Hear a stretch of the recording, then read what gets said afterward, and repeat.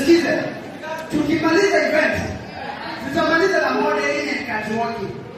Tutarudisha gitaa.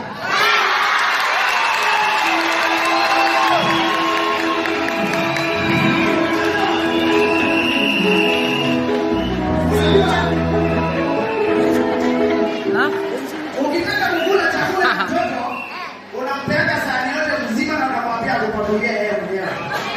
So nitawapea gitaa after tumemaliza. Sawa sawa? Tina has been sent. So kuna information moja mzuri sana. Sisi tutamsikiza. So Tina unaweza ongea na wao about this team na huyu kijana. Sababu about Eric. Eric alitumia picha na video ya huyu kijana na tukamtupa kwa social media platforms.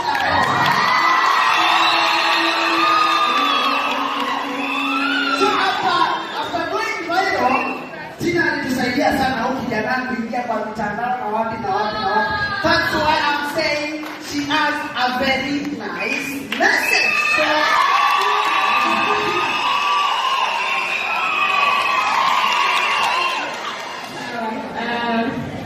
Niliwaambia mimi natengeneza sinema professionally, but have friends in the industry ya Ukambani. Manake hata kama nimefanya sinema za Kizungu and other languages, sitawahi sahau mimi ni mtoto msichana Mkamba.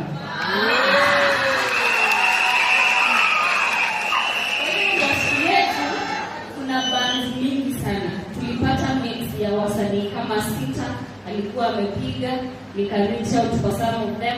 Wengine bado tunaongea tuone vile tutasaidia. Lakini kuna mmoja wenu huku Makueni County anaitwa Maima. Maima amesema niseme hivi. Huyu kijana anaitwa Eric. Kuja Eric. Manake ni ujumbe yako.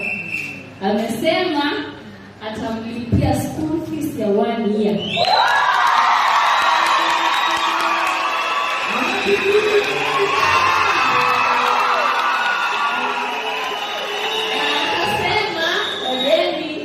Akasema hivi atamnunulia gitaa yake.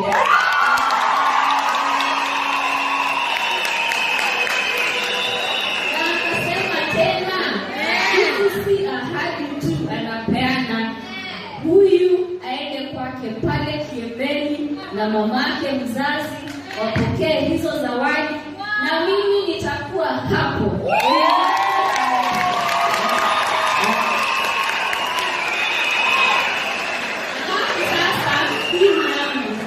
Sasa sikuwa najua ni bali nzima. Umenipata off guard. Maima ako na show on 18. Next month, August. Kama nyinyi ni bali umeshikana hivyo, mimi nitawaombea slot perform.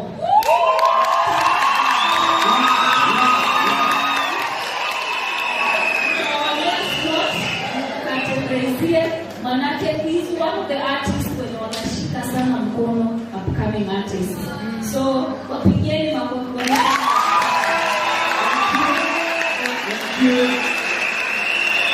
Nitaongea na wasanii wengine, manake Ukambani tumebarikiwa na superstars ambao financially wanafanya poa sana. So I talk to them na kila mmoja akipeana haki zake na kwa nafikisha. Maima amesema next event nimlete. Mnakubali?